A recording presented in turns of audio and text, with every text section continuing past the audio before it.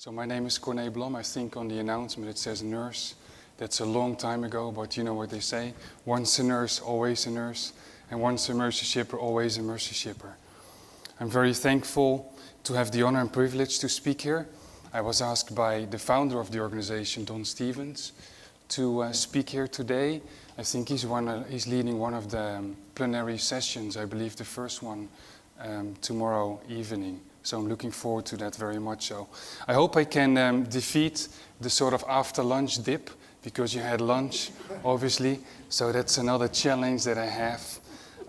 I need to extend my arm a couple times to go to the next slide.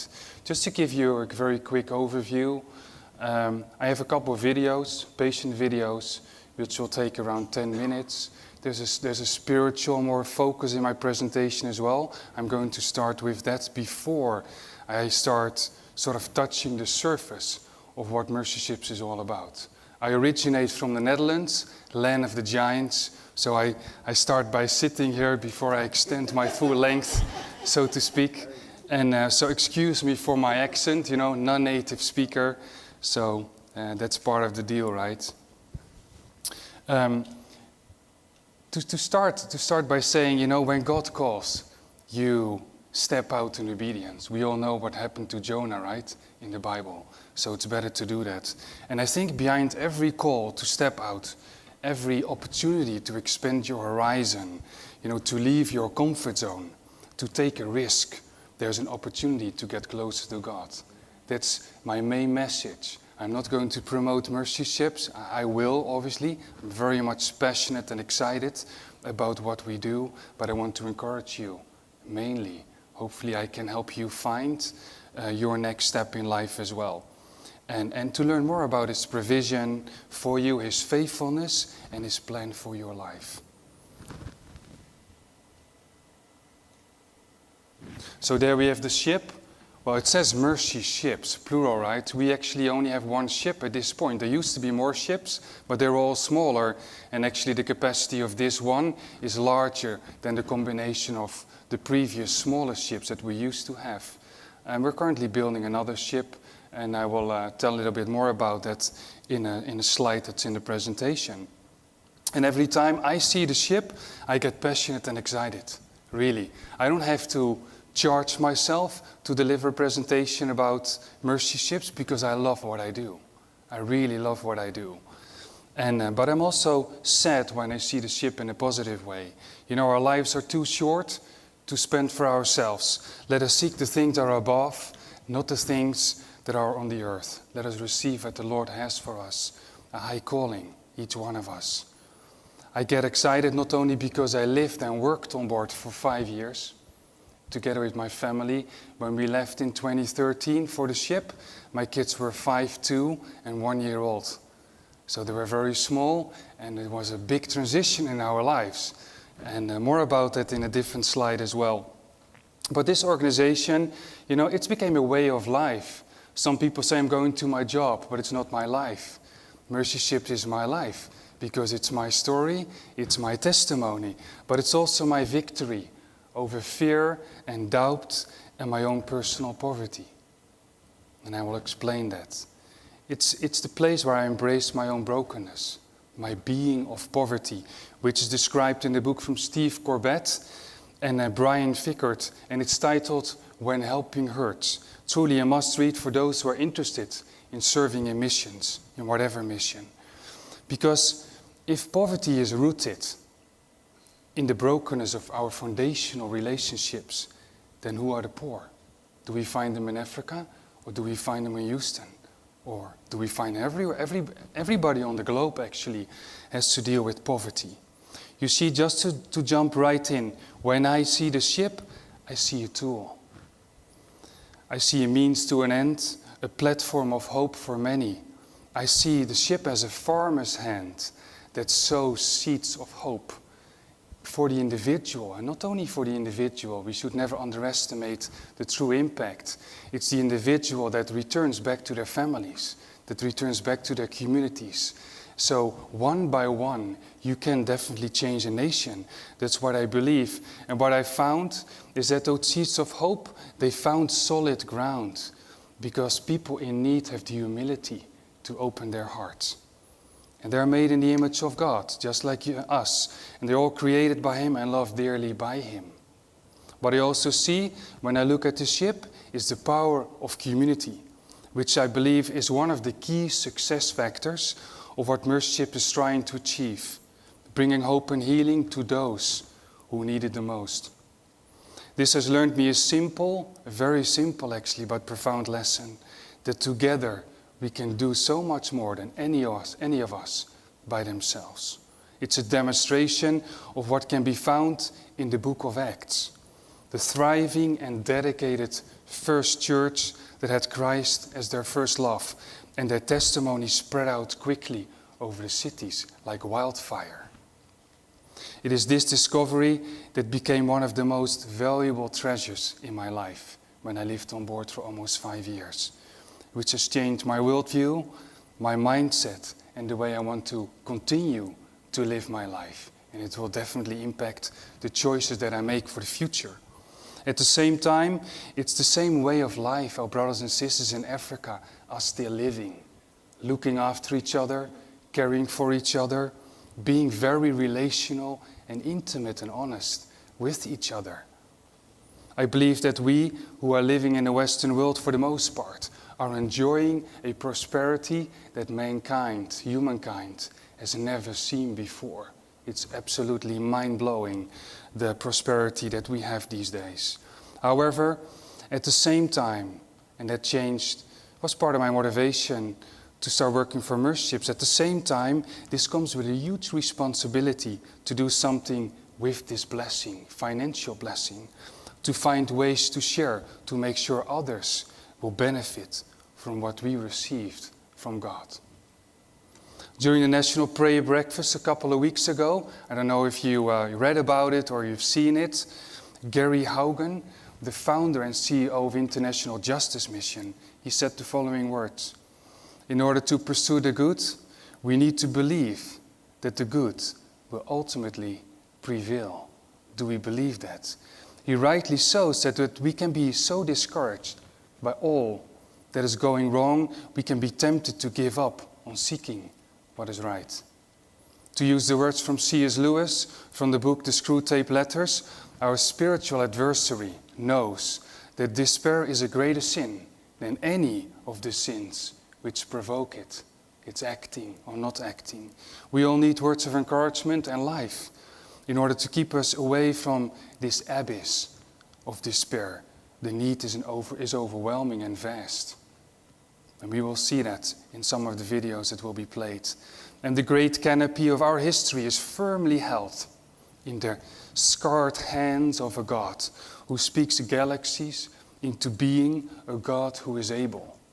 We know the one who is seated upon the throne will one day wipe away every tear.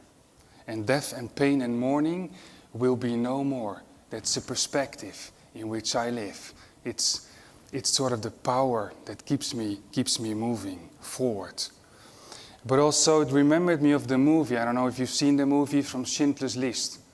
At some point, it's one of my favorite scenes. Stern, the rabbi, is handing over that gold ring to Oskar Schindler. And there's an expression from the Talmud inscripted in that ring, and it says, "Whoever saves one life saves the world entire." And you can see Oskar Schindler breaking, and he's basically saying, I could have done so much more. Let that not be the regret we will face in our lives, but make sure we avoid that in all faithfulness. And I'm reminded by the words of Jesus before we go to the next slide. And at some point in time, we don't know when, we will face our Master, and we can look forward by Him saying, "Well done, good and faithful servant. You have been faithful over a little. I will set you over much. Enter the joy of your Master." I have set you over a little. That's how I see myself, a very, very little bit. In this light, I would like to share about the mission of Mercy-Ships, recognizing the sanctity of life, and secondly, the perspective in which we have to live our lives each day.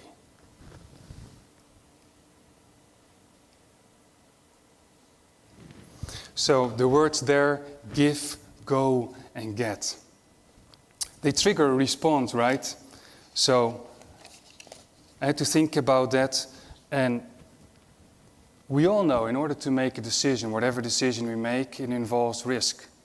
When I have to make a decision about the strategical priorities for the organization, then I hardly have any information to put that on paper, but it does provide a direction, and it certainly includes risk that we need to take. And I'm really hoping that you will be emboldened about what I want to say about that risk. Because my experience is, after almost 6 years as a missionary, is that very little happens of any significance in any individual life, or a church, or a family, or an organization that does not involve taking risks. Therefore, I want things to happen in your life, in my life. I want you to be able to accomplish things that you never dreamt of for the cause of Christ. And I promise you, you don't have to be a big, great person in order for God to use you to do extraordinary things for Him. But you do need to take risks. And I will mention a couple of the risks I had to take, and it was very humbling. And this is my story as well. How do you make that choice?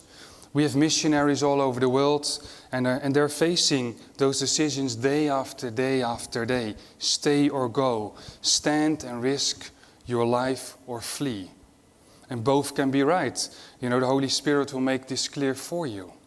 Here's what I know so far. In order to clarify the nature of risk and how God relates to your risk, you need to know this loud and clear. God can take no risks. And the reason He can't is because essential to the meaning of risk is ignorance. You have to be ignorant in order to take risks. If you know you'll lose your life when you do this, it's not a risk, it's a sacrifice. Risk assumes ignorance about what's coming. God cannot take a risk because He has no ignorance about what's coming. I am God, and there's no other. I am God, and there's none like me. Declaring the end from the beginning and from ancient times, things not yet done, declaring my purpose will stand.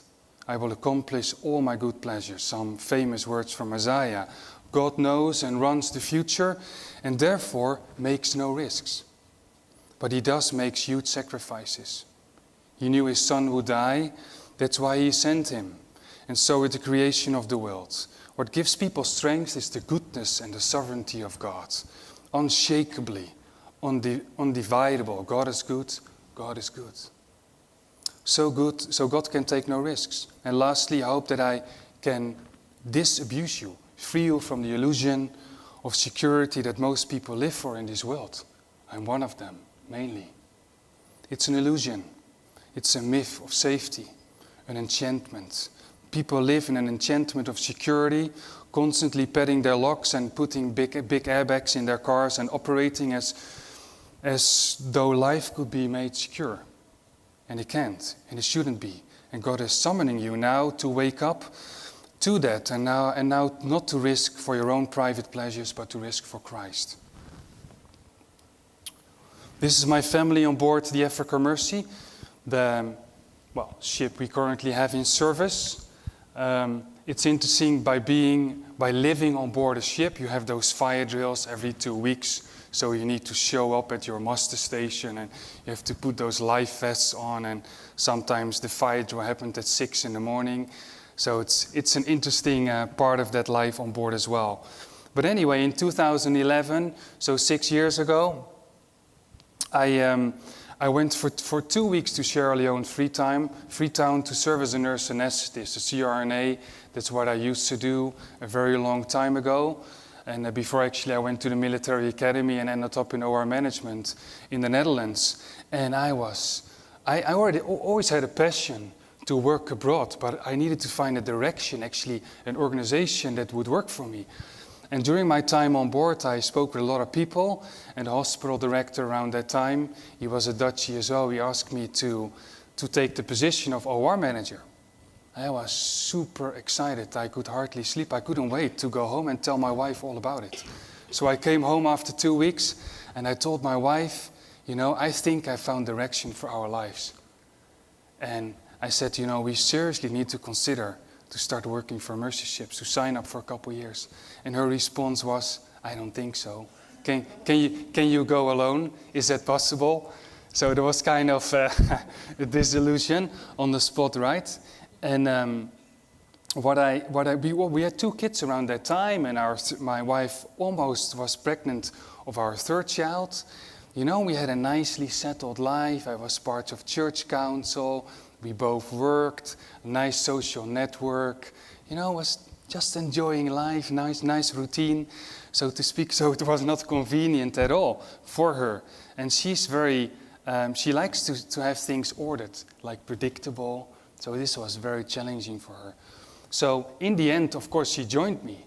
Did I convince her? No, I needed to give up that pursuit. You know, because at some point I believed that God doesn't only call the husband, He calls the whole family, right? And that's what He did. God convinced her separately, you know, in a way that was unique to her. And that's a good thing. We signed up for 2 years, and we signed up for another 3 years.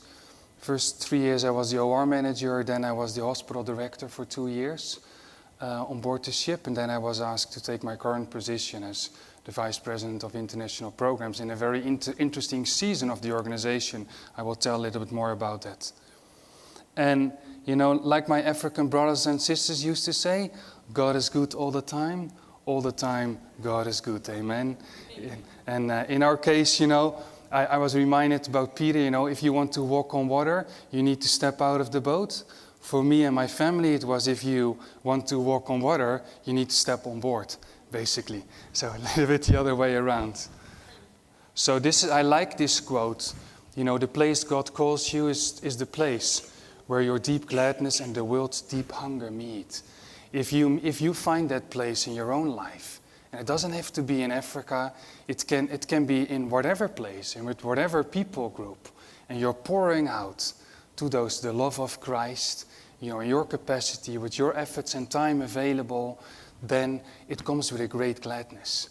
And it's satisfying. It sort of dismisses all of the other demands or the things you were pursuing in your life before. We're going to watch the first video. Before I say that, 5 billion people on this planet, they lack access to timely, safe, and affordable surgical and anesthesia care whenever they need it. 5 billion. Well, we have almost 7 billion people on the planet these days, so the vast majority.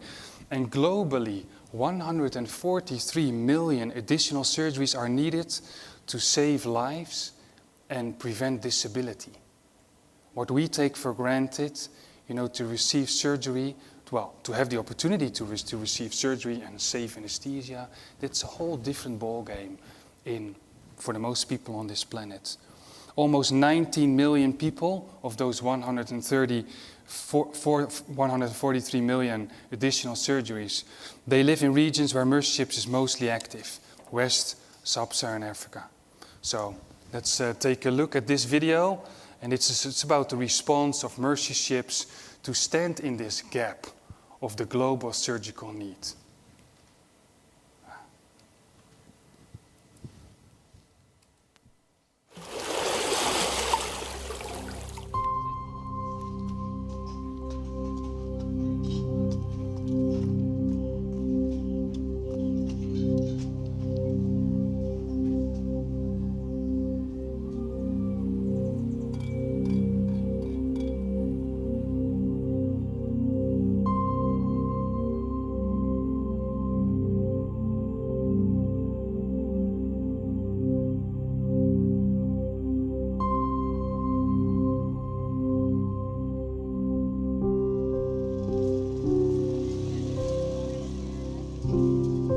5 billion people on the face of the earth lack access to safe and effective surgery. 5 billion of our brothers and sisters and family around the world.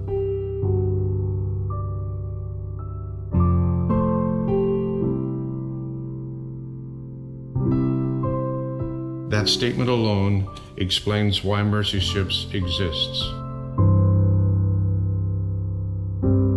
When I see people come and they have things that haven't been able to be treated and they receive the treatment that solves their problem, hope has become tangible. And when that happens, hope becomes believable for the future because they've actually seen real change. And then they'll have the courage to trust and believe that they can work for a better tomorrow.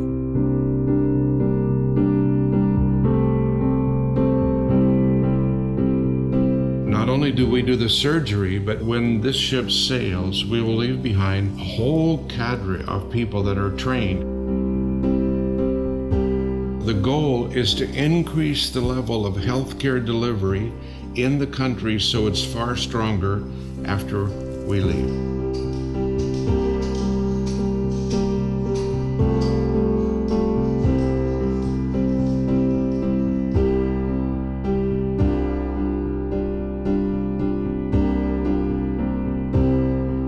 The ships can stand in the gap of what should be and what is. You're dealing with the immediate need, but you're also investing in the future of the country.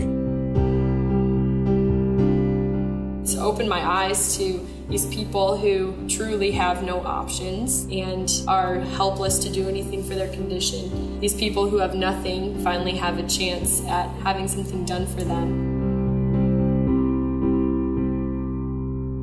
People who have been told no their whole lives can finally be told yes. It's life-changing.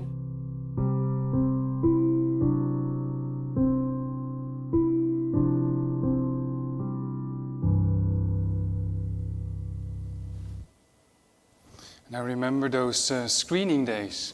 My first one went in 2013, a main patient selection day. It was one day only in Congo. Brazzaville in the coastal city Pointe-Noire, and there was a line of patients, potential patients and family members obviously that accompany those patients of 1.2 kilometers, which is like 0.8 miles outside. Around 7,500 people showed up on one day. Oftentimes the only opportunity for those people to find the treatment they need is when mercy ships enter the port for 10 months. That's the reality. And well, there are so many stories I could tell about so many different patients over the years, obviously, but many of them, and I will show a video later, they are having a tumor that's been growing for years, decades. And there are, especially in those cultures in Africa, for example, when you have a cleft lip, people think you're cursed. So you're abandoned, you're isolated. There's a lot of shame that surrounds those patients. So you can only imagine what kind of impact that has. You just sit there with no hope for any treatment whatsoever. Very impactful. Another person that spoke during the National Breakfast Prayer was Lance Plyer. And I think he's the MD, the medical director for Samaritan's Purse and the World Medical Mission. And this is what he said: helping our neighbor is a vital expression of ambassadors of Jesus. It's imperative that we help our neighbor, he says. As a follower of Jesus, as a physician and a humanitarian, I appeal to you, I implore you to continue to permit us to travel the world to our fallen neighbors, to the people in need, to provide medical care. And, well, it's the call for Mercyship as well, to find open doors on a government level where we are invited by the President of a nation many years before we are actually on the ground. That's how long the preparations take. But this spoke to me, these words that he was speaking. Some other words he spoke, it's very simple, but again, it's profound. Love is the only way. There's power in love, do not underestimate it. Don't even over-sentimentalize it. There's power in love. If you don't believe me, think about a time when you first fell in love. I remember that time. The whole world seemed to center around you and your beloved. Well, there's power in love, not just in its romantic forms, but any form, any shape of love. Pillars of intervention. So what does Mercy Ships do? Well, When we look at 4 things: direct medical services, medical capacity building, advocacy, and research, we have the SHIP. The current SHIP has 5 operating rooms. It has 75 ward beds. You know, we have a CT scanner. Think about it. When you're in West Africa, it's one of the few CT scanners that's available there. Oftentimes there's a CT scanner in those local hospitals, but it's not functional because they don't have the spare parts. There are no biomedical engineers. You know, the electricity is failing. The whole basic infrastructure is not there. It's very, very complex. That's been one of my insights over the years. It's very complex to fix surgical health systems in Africa. It's very, very hard. And well, so that's why we offer free medical surgical services. And a lot of specialized surgery, obviously. And I will show a video on some big maxillofacial, like facial tumors, a lot of burn contractures, a lot of children, there are a lot of open fires there. So your kids trip in the dark and they fall into the fire and they burn one of their extremities, their arms or their legs or even their neck. And you know, when you do nothing about it, like right away, there's a very painful, very slow contracture that's happening over time. And those kids and adults, they lose mobility. So they can't walk anymore, they can't work anymore. And it's very this figurative when it's in the neck. And so we want to do something about those specialized surgeries that are required. At the same time, you know, we bring in a platform with world-class physicians, nurses, you know, anesthesiologists, radiology techs, and so on. It's a fully equipped hospital. I believe it's the Western standards are definitely applied there. And we invest highly in training, mentoring local medical professionals. Because we can do 10,000 surgeries in 10 months, but when the ship leaves, then the change ends. But if you invest in the people actually working there, and then the ship leaves, then the change continues. Research, very important. Obviously, we can share a lot of the insights, best practices that we have been able to collect over the years. Advocacy, we can work with the Ministry of Health, and that's what we do so, to help them basically formulate a national surgical obstetric and anesthesia plan. So there's strategic direction for the government, how to start building the capacity to do something about that in their own country. So it's very big. Well, there you have it broken down in infrastructure development, facility renovation. It's also part of the strengthening of the surgical capacity in countries. So, for example, we renovate several clinics before we even arrive in the country with the ship. And we use those facilities ourselves as a dental clinic, as an eye clinic, as a hope center where we receive patients before and after surgery. Because think about it as a practical example, in Madagascar 2, which was 2015-16, the vast majority of our patients came from all over Madagascar. Madagascar is a huge island. So when you bring those patients over to the ship, there are several days of traveling. You need to provide a place for them to stay. They can't afford that themselves.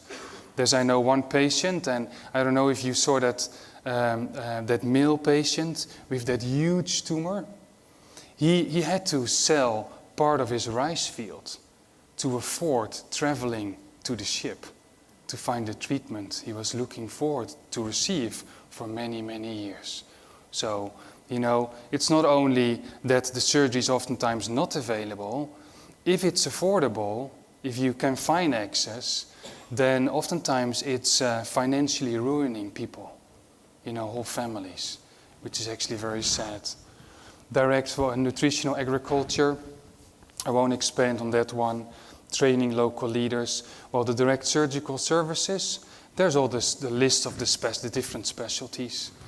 The training, you can find all the courses there at the right side, and I can tell a lot of stories, obviously, when I think about all those different courses and projects that we offer. the need, so global healthcare access. And I want to step back. I mentioned in the very beginning that poverty is the result of broken foundational relationships. It's with God, it's with ourselves, it's with others, but it's also with the creation. Just look around you, the fall is a reality. There's brokenness in ourselves, it's all around us. So poverty is the absence of shalom in all its meanings.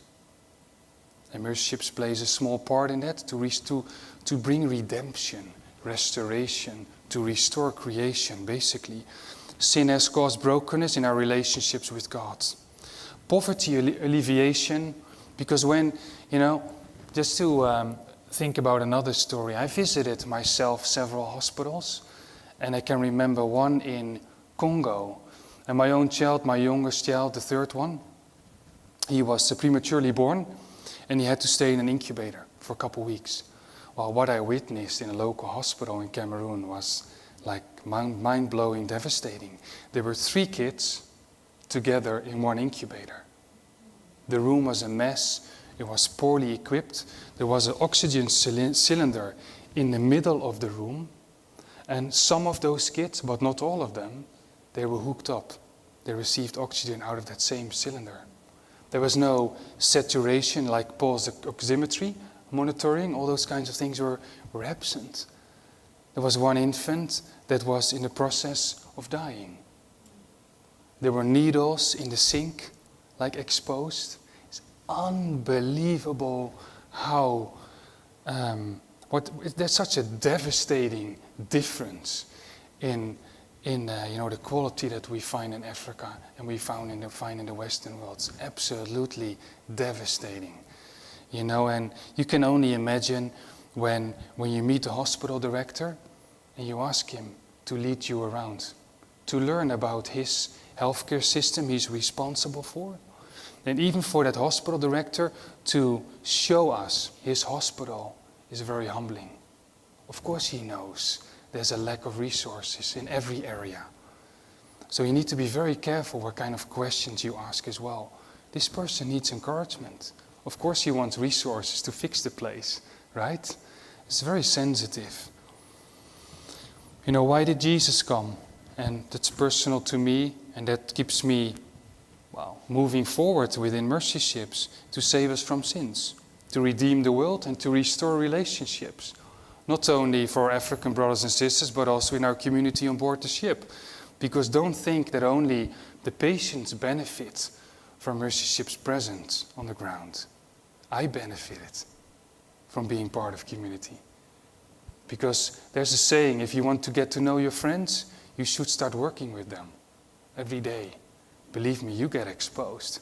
If you're arrogant, if you're lazy, you just name it, there are mirrors all over the place. If there's a potential conflict in the workplace, good luck. You meet each other in church, you meet each other in the queue when you're ready to grab dinner.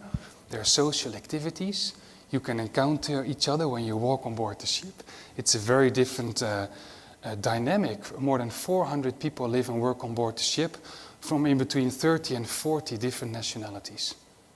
It's a small village. Pretty cool. So what's the task of the church as an organism? Preaching the good news of the kingdom in word and in deed, just as Jesus did. And if necessary, you use words, but being the hands and feet of Jesus. We go to, I'll speak into this a little bit more when it's about the Lancet Commission. Let's go to another video about Valerie and Edith. It's a very moving story because both the mother and the daughter have a huge facial tumor. It's absolutely devastating.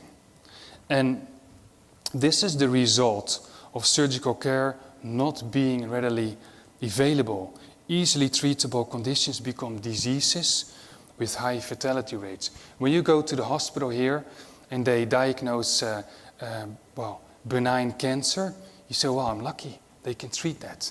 Benign cancer in Africa means you're not lucky because you can't have any surgical treatment or chemo in the first place. So you die nonetheless. that's a prospect. Think about it. Obstructed labor oftentimes results in the mother and the infant passing away. Think about a cleft lip and palate. Well, result is that development and growth of the child is very concerning. And think about something simple like a broken bone. It means that that lifelong disability means that a young man can no longer provide for his family. That's the impact. Let's look at the story of Valerie and Edith.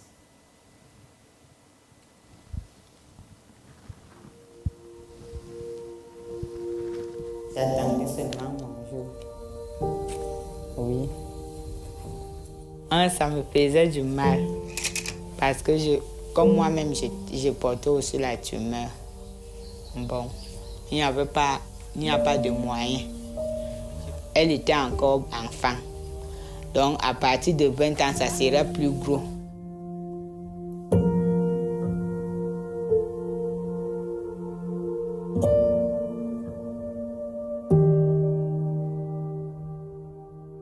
Il y avait 7 ans quand ma maladie avait commencé.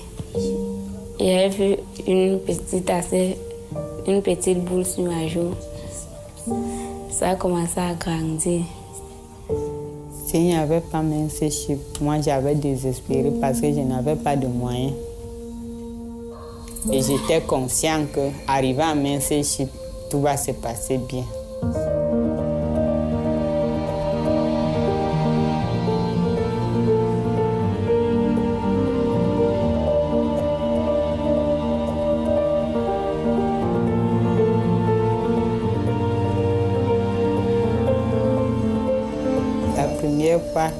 Parce que j'avais regardé mon visage quand on m'a opéré hier.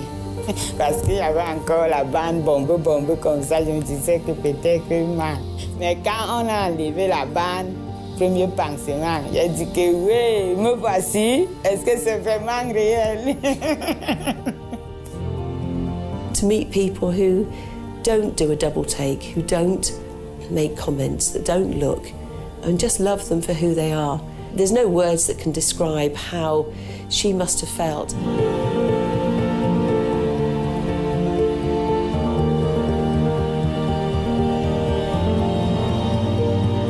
Quand je suis venue, d'autres gens ne m'ont plus reconnu. C'est tout le monde qui venait m'embrasser, je pouvais même tomber par terre.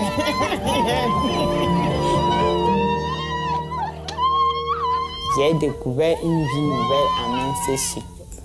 Oui, pour moi c'est un miracle, pour moi et ma famille.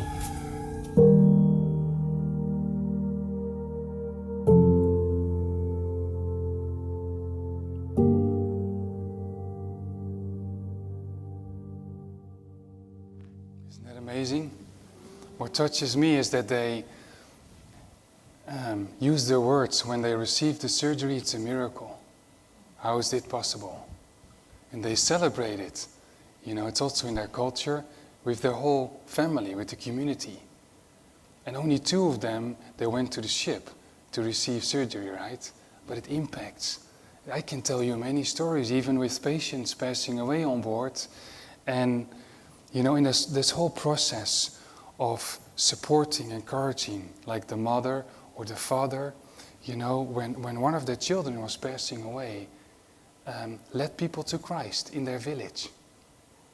Even death can bring victory through I think the nurse told it very rightly so, just by loving those people. It's that simple. You know, let's not make it complicated.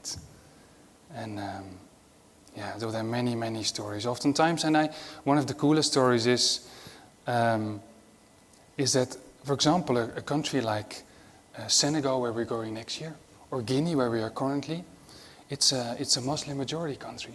A lot of Muslims, they receive surgery. And they also get to know Christ on board. I know Muslims that ended up being an ambassador for Christ through their experience on board. And they all say the same thing. It's because of the love, the sacrificial, unconditional love that I encountered. And we see that in Jesus' life as well. So, So global deaths. When we talk about the Lancet Commission, they came with a report in 2010. And the vision behind the Lancet Commission, it was a group of 25 commissioners, and they consulted with collaborators from over 110 countries. And what they're trying to achieve is to make sure there's universal access to safe, affordable surgical and anesthesia care when needed. And they use all kinds of indicators, especially when you have a hospital like background. It speaks to you like access time. How much time does it take for you to find a hospital? When you are in an obstructed labor, you live somewhere in a village, if it takes days for you to reach the first clinic where you can find treatment, you have a serious problem. In the Western world, you know, those times are like oftentimes less than 1 hour, right? But it's also, you know, what's a specialist surgical workforce density? How many surgeons, anesthesiologists, midwives, nurses are to be found in a country? It's surgical volume. A lot of hospitals locally in Africa, they have a lot of OR suites, like theaters, but most of them are very poorly utilized for whatever reason. You know, it's about what's the mortality rate? For example, you can find a surgeon that can treat you, so what if there's no anesthesiologist? That's the point. Or what if the surgical instruments are not sterile? Or what if this piece of equipment cannot be fixed because it's been broken down for such a long time? But also, you know, to protect against impoverishing expenditure. Having one surgery, people can't pay for that individually. The whole family, the whole community is paying for that. And oftentimes there's catastrophic expenditure. You know, most of their income goes to food anyway. They don't have the buffer that we oftentimes have. I say oftentimes health is wealth.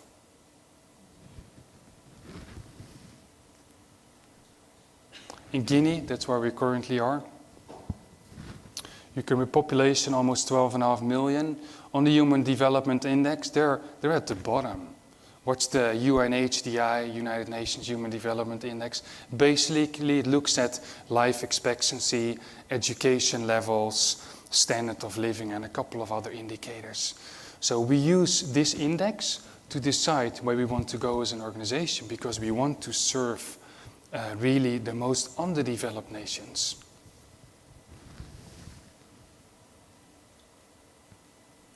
The solution is focusing on the future, and I can say a lot about that. I can show you a picture, not yet, about the second ship that's currently under construction in China, which is going to increase our capacity more than 2.5 times. It's a ship that we built from scratch, actually, other than our current ship. Our current ship, you know, some people find sort of their second life or their second opportunity in life, and it's really the purpose God had for them. And the ship that we currently have found that second better opportunity and purpose for it. It was the Ingrid Dörnig. It was a train ferry used in Denmark. And we bought it as an organization many years ago, and it's been refurbished into a hospital ship, sort of living its second life, but with a very, well, I think it serves an even better purpose at this point. The current hospital on board the Africa Mercy is 1,900 square meters.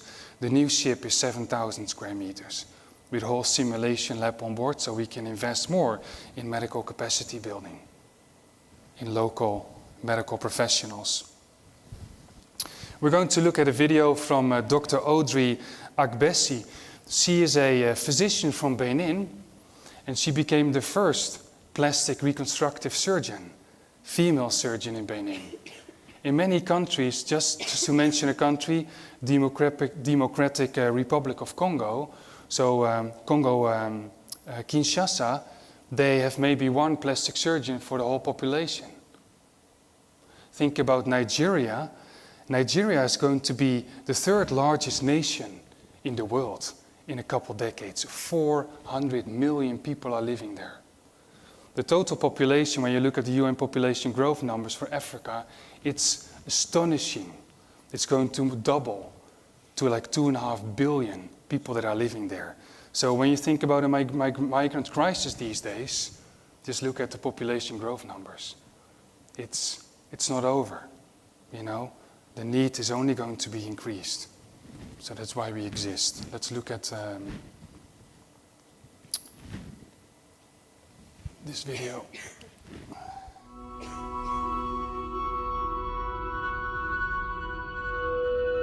When I was 12, I saw a woman on TV whose daughter burned her with acid, and her face had become fused to her neck.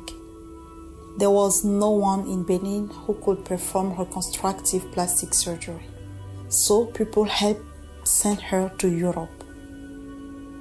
That day, I decided to become a plastic reconstructive surgeon. The journey has not always been easy. In my country, women don't often become surgeons.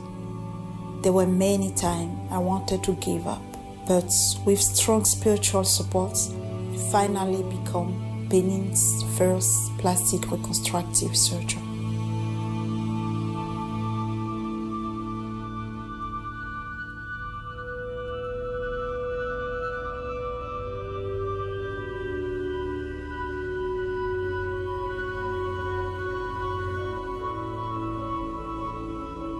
I'm finally learning how to really operate on burns. That's been my goal since age 12. I love coming to the Africa Messe. It's because of the atmosphere, the way people in the hospital interact with each other, with patients. I'm learning a lot.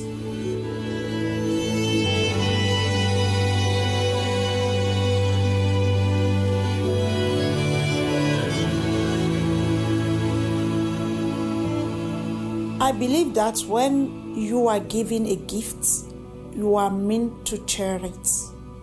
There are many people in my country who still need surgery, whose condition keep them from really living. But working on Mercyship, I now have more to share.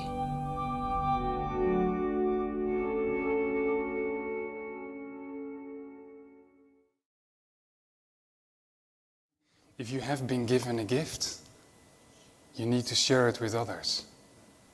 A gift. And actually she's helping us to train others now. We fly her in for trainings in other countries that we serve. It's really cool. I can tell you a lot of other stories, but you know, I need to look at the time as well. A little bit about the way things work behind the scenes, which is mainly my responsibility. We are invited directly out of the President's office. That means that part of my work is being part of protocol negotiations, discussions and signing with the President and ministers of different African countries. Well, that was very scary in the beginning, I can tell you, because I wasn't really trained to do that. I'm not a diplomat or an ambassador. I'm an ambassador of Christ. But I didn't study political science and those kinds of things. And the African culture is very different as well. It won't take you far with a Western mindset. It's very relational. That's what I learned as well over the years. The generosity, the hospitality, and the friendliness that you encounter when you deal with Africans is pretty amazing. You can see a cycle, 5 phases. Before the ship arrives in a country, preparation started 2 years in advance, prior. There's so much stuff that needs to be organized, to put in place, and I won't go there. It's Don Stevens there again, with the president of one of the countries that we visited. Why ships? That's always an interesting question. First of all, the vast majority of the people on this planet, they live close to the sea. For all kinds of reasons, you know, especially because of economical motives.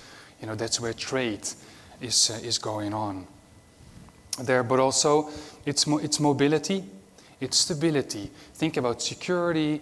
We do not want to be a competitor with the local healthcare system.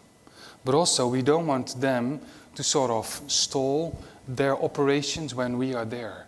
We are supplemental to them. We don't want them to start relying on mercy ships when we're there for 10 months in a port. But also it's a community for crew. More than 400 people serve on board. Think about it. Where do you find that infrastructure when you want to do this? Like on shore. That's hard. So, and it comes with infrastructure that's very stable. This is a quote from Dr. Katrina Cooper, MOH, Liberia. A delegation visited the ship like a couple weeks ago. And she says, I'm continuously overwhelmed by how much work is being done and how much impact Mercy Ships has on people in need. As we visited the sites and met the patients, I was touched by the many people who are so desperately in need of healthcare. It makes you realize the fact that in Africa those services are hardly available. What Mercy Ships brings to our countries is so remarkable. The kind of specialized care that can transform someone's life is what you will bring to Liberia, and I'm so grateful. That's where we will go in a couple of years. I become so emotional when I see the patients, the before and after. It really reaffirms that there are people in the world that love others and are showing their love through this kind of service. When we saw some of the patients that were healed, we knew what Mercy Ships was all about. And she actually met Liberian patients that are currently on board while the ship is in Guinea. So, well, some numbers over the last 40 years, you can see almost 600 port visits. We've visited 55 developing nations, and the numbers are high. But I always say, you need to look at the individual. Everybody who's been treated has a story. We will never know the full impact, and we don't need to know. That's up to God.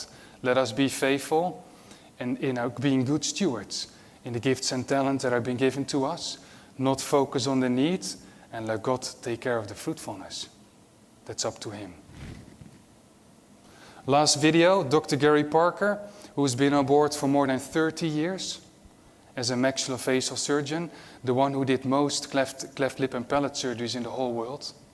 It's unbelievable. He raised his 2 kids on board the ship, and he's still there actually.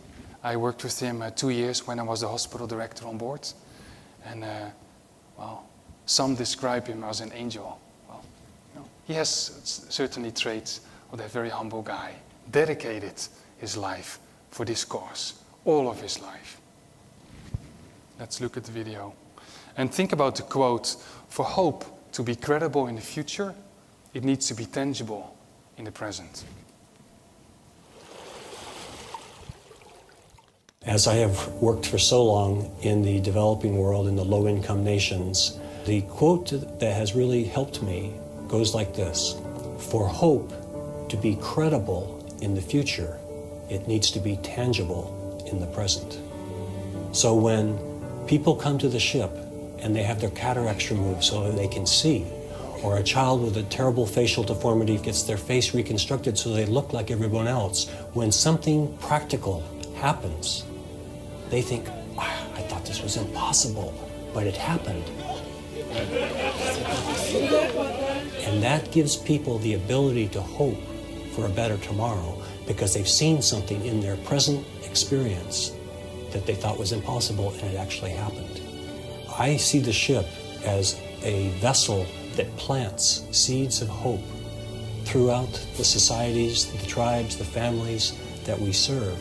And the effect of that is not just the benefit that comes to the individual, but I believe this is one of the ways that we will overcome the suffering and the poverty in so many parts of our world today. All the years that I've worked with Mercy Ships, I realized the importance of webs of friendship and relationship that cross across this world, and we can work together and do things together that we can never do by ourselves.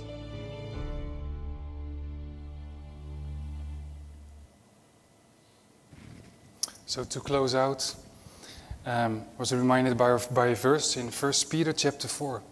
As each has received a gift, use it to serve one another as good stewards of God's varied grace. This may look small in your eyes, but it's great to God. It matters to God. So I humbly ask you, look inside. If you have that longing to serve with Mercy Ships or another mission organization, then please, raise your questions and visit our booth, number 66. I hope you'll be here on Saturday, tomorrow and Saturday as well. Thank you for your attention, and God bless you in your journey with our Lord. Thank you.